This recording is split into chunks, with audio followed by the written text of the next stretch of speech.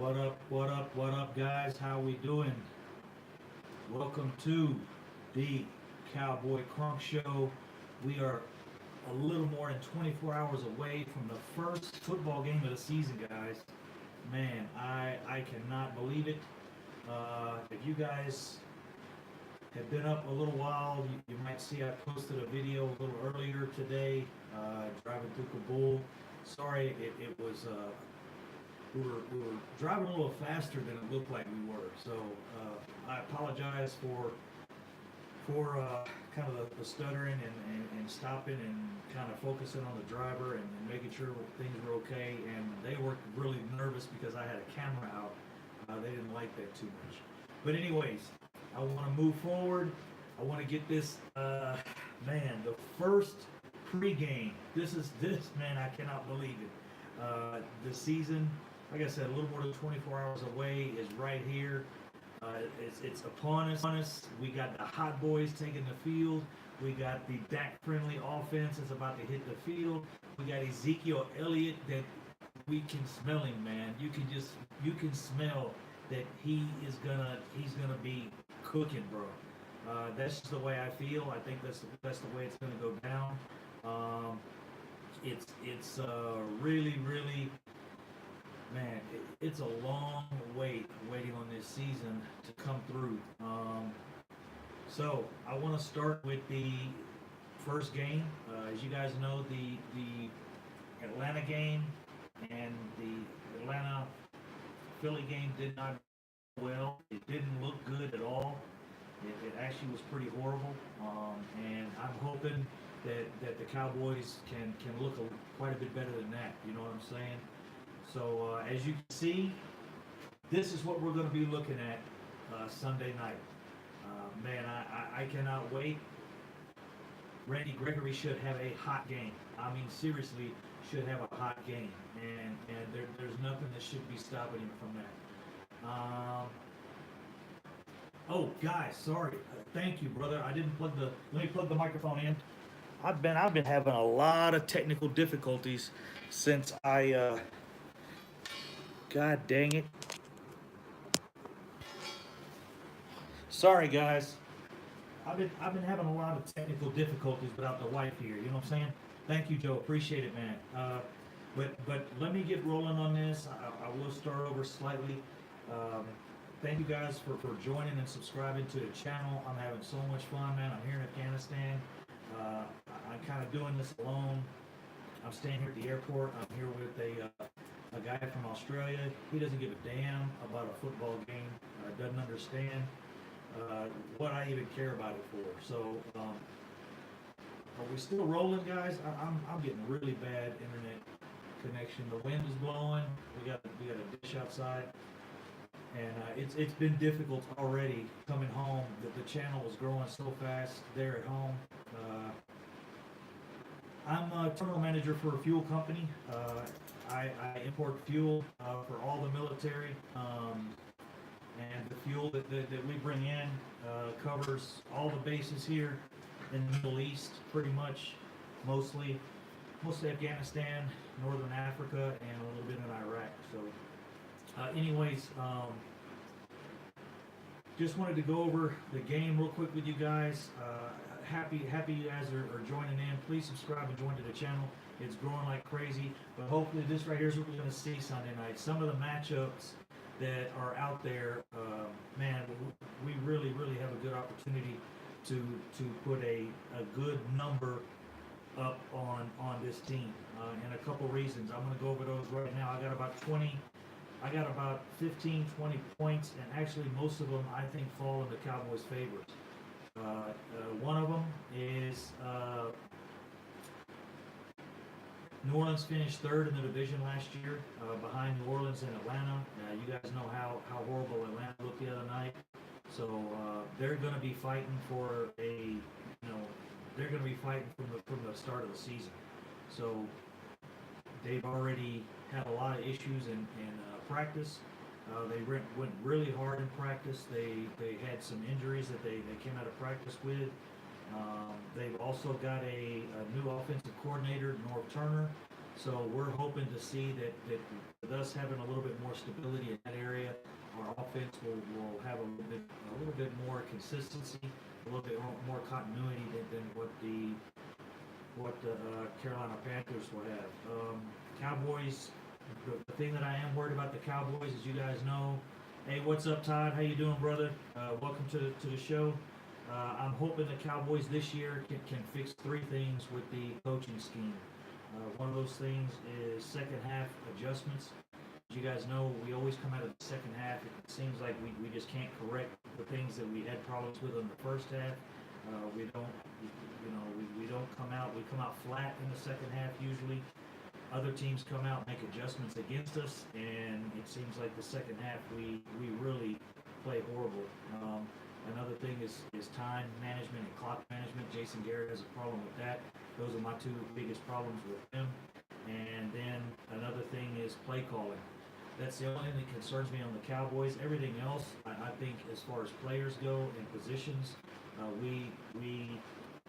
think we outman the Carolina Panthers in every position except for maybe wide receiver. And you know that just depends.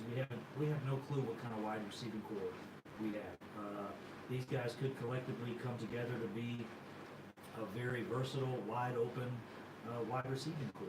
They also could, kind of fizzle out and not do well. So we really got to see how that goes. Do you think we're going to be predictable? Yeah, that's one of the things. That's one of the things I'm a little worried about. Okay, sorry guys, I think I was disconnected there for a second. I had to work on the internet today. If you guys have been joining the show lately, a couple weeks ago, or no, a couple nights ago when I was doing the live stream, I had some problems. They were all my fault. It had nothing to do with the internet. So hopefully we won't have those situations anymore. So my concerns with the Cowboys, I had second half adjustments, time clock management. Jason Garrett does not know how to manage the clock well. He's given other teams, opportunities to score. We get the ball back, we score too quick. He'll call running plays when he should call pass plays. He calls pass plays when he should call running plays to manage the clock properly. And then I think we get very predictable at times, and I hope that we can change that. You just mentioned that, Todd, that I had that written down on my notes here. And especially on third down, it seems like at times we don't really force the offense to go for the first down. It seems like Dak will drop back, he checks one receiver, checks two receivers, and just dumps it off to Zeke when it's 3rd and 13, or a 3-yard pass out to Jason Witten in the flats when we definitely need a first down. And too much of that goes on. I got some static. That might be the microphone. There's an adjustment I need to make maybe. Let me check this thing. It's connected.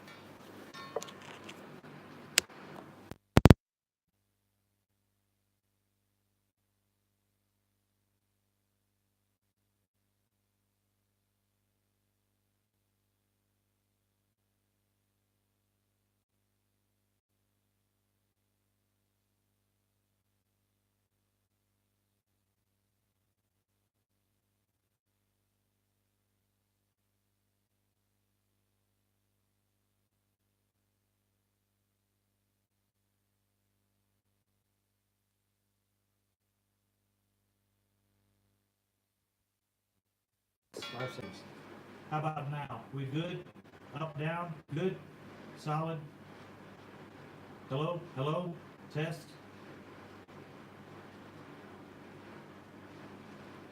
Okay, well, I took the microphone off. Let me slide the camera in a little closer, so I can get good volume. I really apologize, guys. Getting started over here is completely different from doing it back home. Okay, sorry guys. Hey, what's up, Rico? How you doing, brother? But anyways, I'll move forward. Like I said, the biggest thing is you know, Carolina finished third in their division. They're really going to be focused on trying to improve this year. You guys know Cam Newton goes hard, and they're really going to be looking to step their game up. So second half adjustments, that's what concerned me with the Cowboys. We still have the same coaching staff that had trouble with that last year. Time clock management. We had a couple games where Jason Carrot, had some issues with managing the clock and had a couple games that really, I think, were basically his fault. And play calling at times, especially on third down. Seems like they don't, at times they're content with just, get 5 or 6 yards on 3rd and 15 and just punting the ball. And I'm not, I think you go for the first down. If it's 3rd and 15, I'm just one of those guys. I don't like to see punts, and I don't like to see a check down on 3rd and 15 when there's nobody close to Dak. There's nobody within 3 or 4 yards of him, and he checks his first receiver, checks his second receiver, and then has a check down to a tight end for a 5-yard gain. And we did that a lot last year. So next situation is I'm concerned or not concerned with the O-line play. I'm trying to get the camera a little closer. The O-line play, you guys know, with Travis Frederick out, and he's lined up right there next to Connor Williams. It's kind of a weak spot in our offensive line right now. Joe Looney played very well in the preseason. He had 30 snaps. He only gave up 1 hurry, and he had 1 penalty. So Joe Looney played very well. Connor Williams gave up 1 hurry. He gave up 1 hurry and 1 sack, I believe is what his stats were. A sack and 1 penalty. So he had quite a few more snaps. So they're still considered a weak point in the line because the other guys are proven, So our line should do okay. One thing, Carolina has not given up 100 yards rushing, and Carolina's not given up 100 yards rushing in 20 games consecutive. Now that's to one player. They've had a game or two where they gave up 110, 115 yards, but that was amongst 2 running backs. So if you look at it that way, they have not given up a 100-yard game to a single running back in 20 games consecutive. So I'm really thinking we're going to break that record. I think Ezekiel Elliott is going to take care of that problem fairly easily. I think the first thing we should do is take the ball and run it right behind Joe Looney and Connor Williams and test it, see what's going on. Just take the ball and force it right behind Looney, Connor Williams, and see what the Carolina offensive line or defensive line has for us there. Also, we're going to be looking to see how Dak friendly this offense is. I think that's really going to be a big benefit to us. We're not one of those teams that looks to go 10, 15, 25 yards on pass plays, which those plays really take time to build a cohesiveness with the quarterback. As you guys saw, man, Atlanta and Philly really looked out of, really looked like a preseason game. It looked like a practice, like an off-season practice or something. The game was ugly. It was horrible, especially the passing game. I think Nick Foles had like 111 yards. He was right at 50% passing. I mean, he was really ugly. 4 yards per catch, something like that. It was, man, it was really, or 4 yards per attempt, excuse me. But I think that benefits us. We kind of have, I know people don't like to hear that dink and dunk offense, but that's all we need, If we're running the ball on first and second down, and it's 3rd and 4, we have the option. We have the option to still run it on especially if we're inside the 50. If we're in their territory, you might run it and run it again, run it on 3rd and 4th down. So we have a big ability to take advantage of this early season games that are ugly, where the offenses are not fluid yet. We're really fluid and not moving well, not in rhythm. That's the word I was looking for. Offenses it's going to take a little while for the offenses to get in rhythm, and I really think that helps us. What do you think's what's going to happen in the Panthers game tomorrow? That's what we're going over, bro. I think we have a very, very good chance. I think we're going to break the 20-game streak that the Panthers haven't given up a runner for over 100 yards.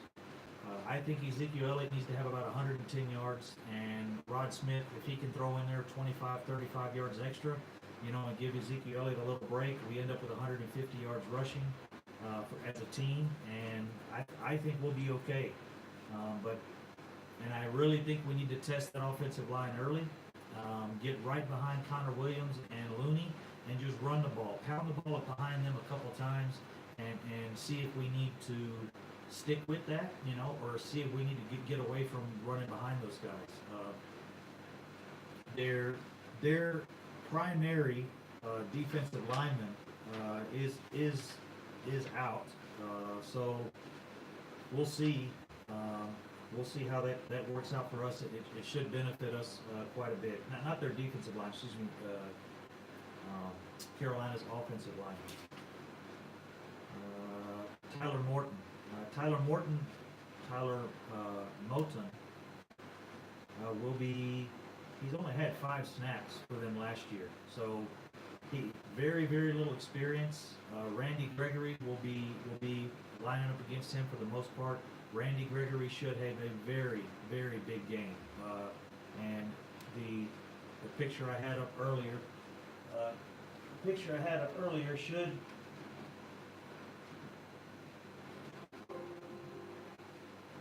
The picture I had up earlier.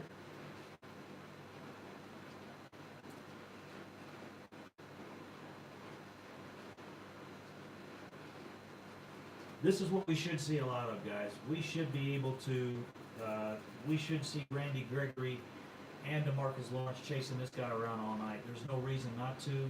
Their offensive line is beat up. They've got a couple guys. They got one guy on the injured reserve. Their number one defensive or offensive tackle covers Cam Newton's blind side. So we really have a good opportunity to see a big game for Randy Gregory. And one of the things I saw yesterday, DeMarcus Lawrence had a video. There was commentators covering his locker room, and he was discussing with some of the commentators there. They were asking him questions or whatever, and they were talking about the Hot Boys and this and that. And actually, Taco Charlton came up with the name for the Hot Boys, and DeMarcus Lawrence, he said, I took the name because I'm the leader. I'm the leader of the Hot Boys, and if I want to take something, I take it. So it was kind of funny, the way he went about it. But he was talking about the speed of Randy Gregory, how fast he was, and how it just was like a big game. If you guys remember, was it last year, or it was the rookie year, when Ezekiel Elliott was throwing the M&Ms at Dak Prescott in the press conference, and they were kind of joking around. It was a similar situation, very, very similar to that.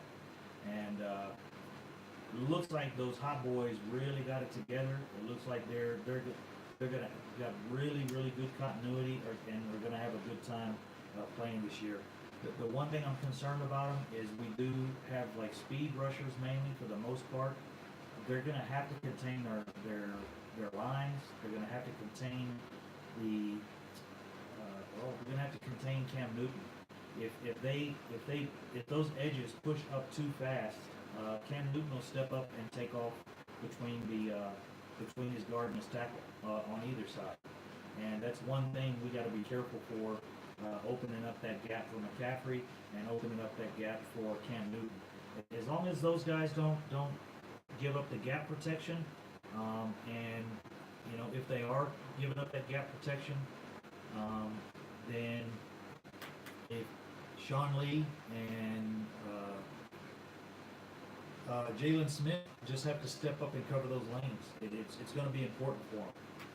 But we will see how the Dak friendly offense works. You guys know that's what we've been waiting on. Joe, did you kick from? Did you see the kick from 65 yards? It's on YouTube. Yeah, that dude's got a leg, man. Really, really. You guys, if you want to look back, I did a video on the kicker just a few days ago. He's actually a better punter than he is a field goal kicker. But his stats over the last 2 years are better than Dan Bailey. He's done really, really well. Mr. Crunk, you pick up some goodies from the store, barbecue. Yeah. Yeah, I got some stuff to cook. I went to the grocery store today. You saw my little trip. Right through Masood Circle, down by the embassy. That's where I got to go to the supermarket. There's a supermarket there. A lot of Americans used to live in that area when it was really safe. About 7 or 8 years ago, I used to just drive down there. I'd drive down there, go shopping myself. Now, hell no, dude. Up armored vehicle. I got security with an AK-47 rolling with me. You don't play around down there anymore at all. There used to be restaurants down there. You could go in, have beer. There was, they had Russian beer there and Turkish beer and stuff like that. Can't do it anymore. But anyways, I'm hoping this Dak-friendly offense gives us a benefit over some of the other teams. With us having to throw 5, 6, 8-yard passes, we don't go beyond that too much. It really should take a lot of stress off of Dak, not to have to throw 15-yard, 40-yard timing passes, 25-yard timing passes. These passes, we hardly saw any good continuity between the quarterbacks and the receivers, except for Matt Ryan had a little bit of continuity with Julio Jones, and those guys have been working together forever. So it's going to take these quarterbacks time to get on the pages with the receivers. Hey, what's up, Jamal? How you doing? What's up, Crunk? Hailing from the Bahamas. Oh, hell yes, brother. Very nice. So excited football is back. How about them Cowboys? You know it, baby. We're going to have one more of these coming. We got another ring coming. We're going to have a Super Bowl trophy. I think we got a very good chance this year. You guys know we're thin at safety. There's not much we can do about it. We're going to see. I think we're going to see how things go these first couple of games. And the thing is, if you guys know, Seattle Seahawks had the option to fine Earl Thomas all of that money, and they didn't. As far as I know, it was reported to me that he was not fined. So, see this way you can reconnect. Oh, sorry guys, I was disconnected there for a second. Be nice if we get a defensive TV. Yes, sure would, bro. It would be nice. It'd be nice to see, one of those guys. It'd be nice to see Jalen Smith. All the things that Jalen Smith has been through, it would be cool to see Jalen Smith get pick up a fumble and run it for a touchdown or get an interception. To me, that's who it would be. I think who deserves it the most. Man, that guy's just been outstanding, working through what he has. But we'll see. I think the defense is going to be outstanding. I think our defense is going to be a surprise. As long as our safeties can stay healthy, I think we're good at safety if we can stay healthy. I just don't think that's possible. I mean, it would be extremely, we'd be extremely lucky if we had 3 safeties and stayed healthy all season. So, but like I said, I think the Dak-friendly offense is going to help us moving forward, especially in the beginning of the season. We have an opportunity where we don't need a lot of timing routes and deep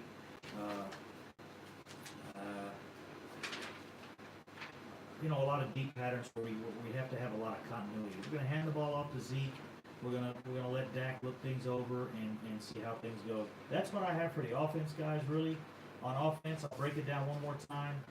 as far as the coaches, they need to get their crap together in the second half. They don't make adjustments good. The clock management by Jason Garrett is horrible at times. Play calling, they get really predictable, especially on third down. If it's 3rd and 10, come on, man, go for it. Don't run some play that's going to get you 3 or 4 yards, and we hope you get 2 or 3 broken tackles. I'm tired of seeing that. So yeah, Joe Thomas, guys, Joe Thomas is especially on special teams is going to be outstanding this year. Hey, bro, you look good in the. Thanks, brother. Appreciate it, old Cash. This is what I wear every day. This is all I wear. So I'm lucky being a civilian. I get to throw the patches on there I want. I got some crazy ones. And the O-line, again, Carolina Panthers have not given up 100 yards to one running back in a single game in 20 games. So it's been 20 games since a single running back has got 20 yards against Carolina. So Ezekiel Elliott, he's going to break that. You guys know we have not seen him.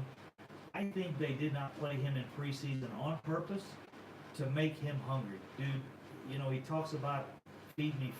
I can guarantee you that dude is hungry as hell right now. And so hopefully we'll see that come across. I got Ezekiel Elliott going for 110 to 120 yards, and I have Rod Smith coming in with about 25 to 35 yards behind that. So hopefully that'll happen. We got a test early. The thing is with Looney and Connor Williams, those guys are lining up right in front of 2 former Pro Bowlers. These are former Pro Bowlers, not last year, but in years before. And Dante Poe and Kanan Short, excuse me, it's my handwriting, not my pronunciation. But those 2 guys are former Pro Bowlers. We got Looney and Connor lining up on them guys. And what we need to do is just run the ball right at them. We need to run the ball right at those guys at least a couple times early and see what we got. And other than that, Dak-friendly offense, I think that benefits us early in the season. The short passes are a lot easier to time and get in coordination with your quarterback and your receiver. These short routes are a lot easier to complete early in the season when there's not a lot of work together. So, and I expect to see Beasley and Terrence Williams, because they've been with Dak Prescott, they're probably going to use those guys quite a bit more in the beginning of the season, since we've already got continuity, with Dak Prescott. Now for the defense, yeah, they should play all right. I think they're going to lean on those guys early in the season because they know Dak Prescott, and Dak Prescott knows them well. You think Gallup gets his first TD tomorrow? I think he can. We'll see. Like I said, I think Beasley will score a touchdown. I think T. Will go do okay. It'd be nice to see Gallup get 1, and it'd be nice to see Ezekiel Elliott get 2. It might be nice to see everybody get a damn touchdown, but we'll see. Have to see how they use them. I think they're going to use Gallup quite a bit, and they're going to try to get the ball to him. I want to go over the defense real quick. Number 1 on the defense, guys, is them hot boys. Them hot boys. They are going to be getting after it. That video I watched yesterday, man, it just had me pumped. DeMarcus Lawrence, he has those guys. He's a clown, man, and they are having fun. And I mean that in every bit of respect, in a good way. He has those guys ready to just beat some people down. And they're going to be going after the quarterback. They're going to be going after Cam Newton. The only thing is I hope they do not over-pursue. The over-pursuit, Cam Newton will step up. He'll run between those guards and the tackles, and he'll be gone. He's big enough quarterback. He can run up the middle. As you guys know, that's Dak's claim to fame as well. He can get outside and throw the ball, but Dak will step up in the pocket, and versus throwing a 7-yard pass, he'll just take off. I think the defensive line is going to get us some turnovers that we have not seen before, including strip sacks, including hurried passes. The quarterbacks are going to get nervous. They're going to get in a rush, and we're going to see a lot more interceptions as well. Randy Gregory is lining up against basically a guy that's taken 5 snaps in the NFL. So Randy Gregory should feast tomorrow. And on top of that, with those guys getting after it, they're going to open up lanes. McCaffrey's a smaller guy, but he's very quick. I think that works in our advantage because we have some quick linebackers. Our linebackers, if they do not get a really clean hit on him, I think they'll get a clean enough hit on him so where someone else can come in and clean it up, you know. But I think Sean Lee and Jalen Smith are going to have outstanding games. One concern of mine is Olsen, the tight end. The tight end for Carolina, Olsen is a stud, dude. The guy's outstanding. So hopefully we can figure out who we're going to have covering him. Previously, as you guys know, Byron Jones was our tight end. He was basically the guy that covered our tight ends, and he did very well at covering tight ends. So I was, looking at the roster. Brown is one of the guys I think, that they're looking at those things. Brown possibly. I'm not sure who they're going to have cover these tight ends this year. So we'll see. I'm hoping that works out for us. You need a little bit larger of a guy. Maybe Jalen Smith or Leighton Vander Esch.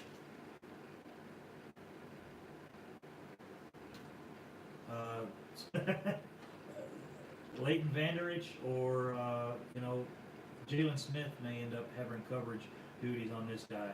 He is quick, he's fast, so we'll have to see. And another thing, like I just said, McCaffrey, Jalen Smith, and Sean Lee are going to have to get up after this dude. So I really hope we have a good game. I hope we see quite a bit of Rico. Supposedly, from I've heard some buzz that Rico's going to get a little bit more playing time, and I guess we'll have to see how that goes. I'm hoping Rico gets some playing time because I think he's an outstanding receiver as a tight end, and I think he's a playmaker for us, especially in the red zone. I know everybody talks about the red zone, but to me, there's no difference in the red zone and a first down. I mean, if you need 8 yards, what's the difference in needing 8 yards if your goal is to get 8 yards, put a guy in there that can get you 8 yards. Put Rico Gathers in there, and we have that situation quite a bit. So I'm expecting, if they need a receiver that can go give them a play, they're going to start putting Rico in at tight end a little more. So that was about all I had, guys. We'll see how this kicker situation works out. I really think it worked out fine. We've got the cap space now. We're sitting at like 19 mil on this year, 19 and a half. So with the season going the way it's going and the money's rolling the way it's rolling, we should have quite a bit of money rolling into next year, especially if we don't do this. We don't get the opportunity to do the Earl Thomas thing. They paid him the money they paid Earl Thomas the money that he was supposed to be fined, which really did a big. Yeah, I'm sorry about the volume, guys. I'm gonna get that adjusted. I really apologize. It's something with my phone or with the microphone, and I'll have to play with that and see how it goes. I'll record some videos just on the side after I get this done. I'm speaking up quite a bit though, but the thing with Earl Thomas, like I was saying, they did pay him, so I do expect him probably to stay with Seattle the complete year, unless the Cowboys are playing horrible and we have some blunders at safety, or we have an injury at safety and we go directly to Russian Mike. No, it's well, it might be. I ordered it on the internet. My wife took care of it. It was working great before. It's not even on right now. I'm just using the phone because it stopped working. So I might have had it plugged in wrong. I have to check the cables. But anyways, yeah, I suspect a good game. I'm looking at the score. I think it'll be 27-21. I think that's 27-21 or 27-17. And I think we're going to win the game. I think Ezekiel Elliott is going to break their 20 game streak of not letting a running back go over 100 yards. They're averaging 88.1 yards. That's for the complete team, but they've never had a single running back go over 100 yards in 20 games. So that's my prediction, guys. We'll see you at the game. We got a little more than 24 hours, and actually quite a bit more than 24 hours but it's 5:30 p.m. here. So appreciate it, guys. Enjoy the show. Thanks, and like and subscribe so we can get these numbers up, baby.